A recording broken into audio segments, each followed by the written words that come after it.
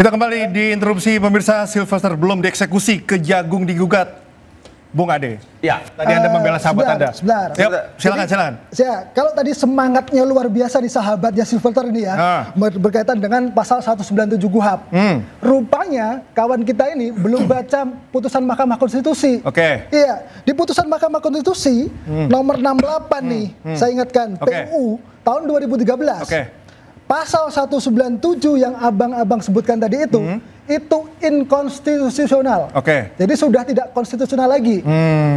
Jadi kalau dikatakan itu seperti itu gitu kan, tidak ada alasan lagi. Hari ini harus dieksekusi. Argumentasi Bung Ade katanya tadi inkonstitusional. Putusan MK non eksekutorial artinya. Non eksekutorial. Tidak ada perintah eksekusi. Iya, paham ya? Justru itu, Bang. Sebentar. Anda harus baca amar putusan, pertimbangan hakim, bukan persoalan MK membatalkan itu, Mas. Yang kita bahas isi putusan. Amar putusan menimbang. Nah, sudah baca enggak? Sudah baca. Ya, di situ apa yang dijelaskan kalau sudah baca? Sudah baca, Bang. Ya, jadi saya ambil contoh aja. Saya ambil contoh terkait putusan MK. Terkait putusan MK ya. Silakan jelaskan. Saya ambil contoh ya. Salah satu contoh putusan MK yang paling sering kita jumpai adalah bahwa advokat dalam menjalankan tugasnya tidak dapat dituntut baik secara pidana maupun perdata. Tapi faktanya advokat semua dituntut. Ya, ketika Rasman yang pernah saya bela itu bisa dituntut. Ya, jadi putusan MK non eksekutorial tidak bisa dieksekusi itu putusan MK. Faktanya gitu. Nih, saya kasih bacakan sedikit biar paham. Silakan, Bang. Ya. Di sini dijelaskan di dalam pertimbangannya ya.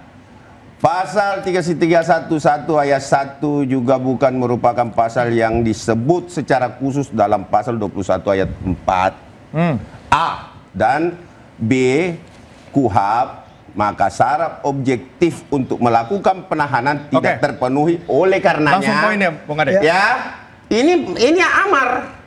Oleh karenanya tidak disebutkan untuk segera dilakukan penahanan. Lalu mau lawan yang mana? Lalu mau lawan tanggapannya. Itu abang baca dulu pasal 197 KUHP yang abang maksudkan itu. Saya tidak mau baca 197 yang saya baca pertimbangannya. Abang baca itu, saya bacakan. Pertimbangannya dulu. Saya bacakan dulu nih. Silakan langsung ke poinnya, Bung Heru. Jadi jadi di dalam 197 itu dulu memang harus disebutkan dalam pasal 197 dalam pertimbangan hakim. Saya sampaikan dalam pertimbangan hakim, bukan persoalan 197. Anda harus berbicara pada konteks apa yang dimaksud putusan. Jangan mengacu pada itu karena jaksa tidak mengacu. Kenapa jaksa tidak mengacu? Anda salahkan turut kejaksaan. Enggak sih kalau dia saya tengahin dulu. Sebentar, Bapak. Sebentar. Bung Heru sebentar. Tadi saya sudah dapat poin Anda. Saya sudah dapat poin Anda. Silakan boleh juga. Kalau jaksa bisa mengeksekusi setelah dibacakan vonis majelis hakim itu biasa langsung dieksekusi, nggak menunggu lama lagi. Itu yang pertama, Pak. Saya tambahkan sebentar. Terus 84 dan 85. 84 dan 85 terkait menjalankan putusan majelis hakim gitu loh. Ya, 84 ini kita bacakan ini secara keseluruhan ya, jangan sepotong-sepotong ya.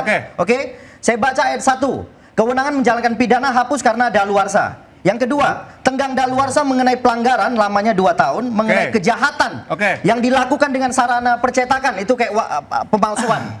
Ya. Itu 5 tahun, dan mengenai kejahatan-kejahatan lainnya sama dengan tenggang daluarsa bagi penuntutan pidana ditambah sepertiga. Jadi penuntutan pidana itu proses penuntutan ditambah sepertiga. Ya, yang ketiga, ini Pak, ini ayat 3 harus dibaca nih secara terang benderang. Bagaimanapun juga tenggang daluarsa tidak boleh kurang dari lamanya pidana yang dijatuhkan. Berarti acuannya putusan. Anda menganggap ini sudah daluarsa begitu? Sudah daluarsa. Anda kapan daluarsa? Dieksekusi lah. Silakan. Ya, jelas itu. Itu jelas. Dan sebentar. Kita kasih kesempatan dulu. Silakan Aruki. Saya minta Aruki dulu untuk tanggapi. Ya, siap. Bang Heru sebentar. Jadi begini, selama ini waktu belakangan ini kita sudah sangat sering sekali terjadi perdebatan antara ini sudah daluarsa atau belum pemidanaannya. Kemudian ada lagi perdebatan antara PK itu bisa menunda eksekusi atau tidak. Itu kan semua sudah jadi perdebatan belakangan ini. Anda menganggap itu sudah daluarsa? Kalau menurut saya pribadi, dengan KUHP yang tadi dibacakan pasal 78 dan 84, menurut saya belum daluarsa. Itu artinya di dalam pasal 84 itu, di dalam pasal 84 itu, sebentar, Bang. Penuntutan beda.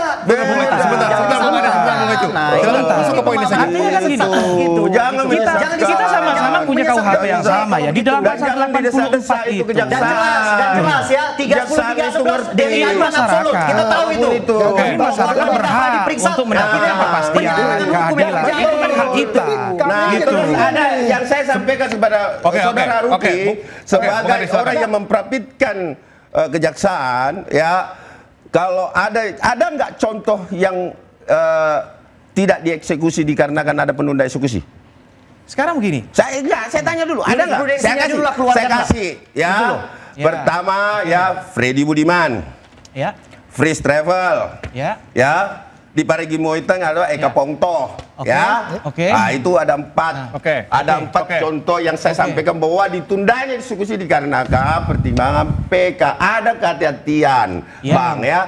Abang harus tahu ada kehati-hatian di setiap mau melaksanakan eksekusi. Bila mana, ya, ada resiko kemenangan di dalam putusan PK itu, maka tidak bisa digantikan lagi. Ada kehati-hatian di situ poin Anda, Bung Ade. Iya, bahwa kemudian kita harus kehati-hatian dan harus mengacu pada pasal 30 ayat 1 huruf B Undang-Undang Kejaksaan nomor 11 tahun 2021. Nah, inilah dasar kenapa kejaksaan sangat berhati-hati di situ, Bang Ruki. Itu. Jadi kita itu hak. Monggo, silakan Bang Ruki menggugat, silakan Abang kita yang satu juga menggugat secara monggo silakan. Tidak ada masalah. Tetapi yang perlu kami tegaskan di sini bahwa Kejaksaan Negeri ataupun Kejaksaan Agung sudah on the track dan sangat memahami hal itu. Baik, Bung Ade. Bagi sahabat Silverter on the track. Tapi bagi kami warga negara yang butuh keadilan dan hukum ini ditegakkan, ini tidak on the track. Jadi dari tadi saya bingung nih. Tadi alasannya soal eksekutif tidak eksekutorial kan begitu kan. Kemudian alasan kadaluarsa, kemudian alasan PK. Sebenarnya nih yang dipakai Bang Silverter ini alasan apa nih untuk menunda eksekusi ini? Karena apa? Tidak ada menunjukkan. Memang ini menunjukkan. Ini menunjukkan tidak adanya goodwill sebagai bangsa negara Indonesia. Pak JK sampai hari ini tidak bisa eksekusi. Kalau nunggu eksekusi tidak memaksa dilakukan eksekusi. Korbannya aja tidak perlu. Hanya bersembunyi pada kalau dikatakan tadi ada kehati-hatian di situ. Legal standing mengajukan gugatan itu. Jadi kita itu hak saudara mengatakan bahwa kemudian Anda menggugat monggo silakan. Tetapi korbannya Anda biarkan. Korbannya saja Anda biarkan. Tidak perlu mengajukan untuk dilakukan penanganan. Baik. Sebentar. Kalau semuanya berbicara, publik tidak mengerti apa yang disampaikan. Silakan. Bung Lecu dulu mungkin. Bung Lecu silakan. Kesempatan. Yang pertama, saya perlu sampaikan, ya, Pak JK saja tidak pernah mengajukan permohonan untuk memaksa dilakukannya eksekusi terhadap Silverter. Itu yang pertama. Yang kedua, dia bukan merupakan korban yang pernah dihina-hina yang kemudian menyampaikan pemeriksaan di tingkat kepolisian hingga peradilan. Tahan dulu Bung Lecu.